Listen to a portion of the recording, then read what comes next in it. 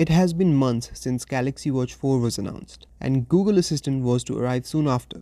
But sadly, it hasn't seen the light of the day till now. But the good old Bixby is still here.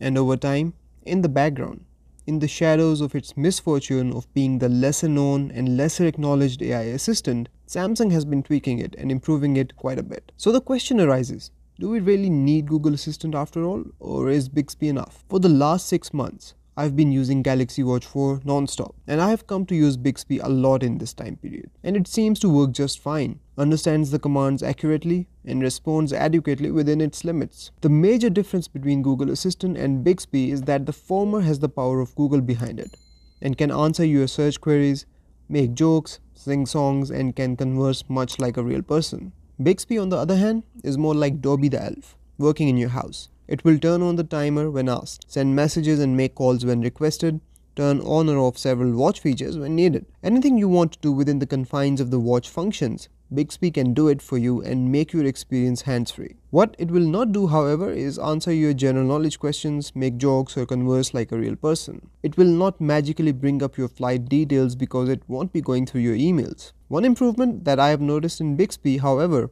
is that it understands the context of your questions now. So you can string up the questions one after the other about one topic, and Bixby is smart enough to understand that you're still asking about that same topic and respond accordingly. It is also very useful if you are using smart devices in your home and have Bixby connected to smart things. Bixby will let you control them from your wrist. Now, if you don't like the default female voice of the assistant, you can change it to the male voice as well. For that, you have to go into the Bixby app, then tap on this icon, and it will take you to the Discover page. Here you can see all the things you can do with Bixby on Galaxy Watch 4. Scroll down and go in Settings. From here you can change the language and the voice from Amy to Chris. Voice wake up can also be toggled on or off from here. And Speak Seamlessly allows you to say the command without waiting for the voice feedback. If you choose to turn off the voice wake up, you can bring up Bixby by long pressing the home button. And if you don't want Bixby to respond with voice to your commands, so you're not embarrassed in public, you can also turn it to hands-free mode. And then you will only get the voice response when you have the Bluetooth device connected to the watch. One really cool thing I found out here is the nice things integration.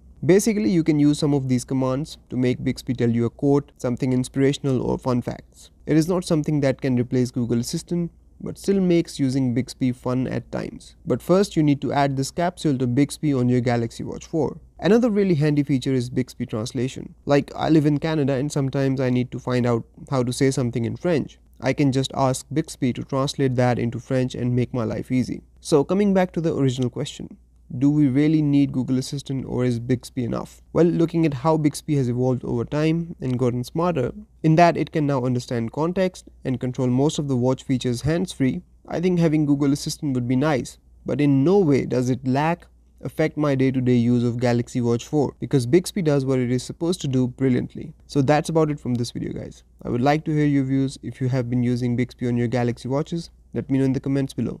I will see you in the next one. Till then, take care. Bye-bye.